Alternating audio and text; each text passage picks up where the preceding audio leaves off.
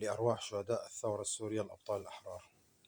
نحن قمنا بهالثورة العظيمة وكلفتنا مليون شهيد وآلاف المعتقلين ودمار بنى تحتية وفوقية. طيب مشان شو؟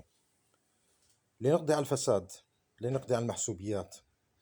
أنا مبارحة كنت أفكر شو بدي أقول. مبارحة أنا كنت بالمحكمة، كتير من الناس بمحكمة اللاتقية في رشاوى. بتمنى هذا الفيديو ينتشر على أوسع نطاق. يا أخي نحن دفعنا الغالي والنفيس مشان نخلص من هالجراثيم هدول اللي عم يرتشي، اللي عم يعيق معاملات المواطنين، هم نفسهم من فلول النظام السابق اللي بعدهم على رأس عملهم. بس هي نحن مسؤوليتنا يا أخوتي. حط صباطك بتمه للي بده يطلب رشوة منك مين ما كان يكون، مهما كانت مسؤوليته. لا تخاف، لا تخاف. اندفع دم كتير لحتى نحكي ويا على صوت الحق.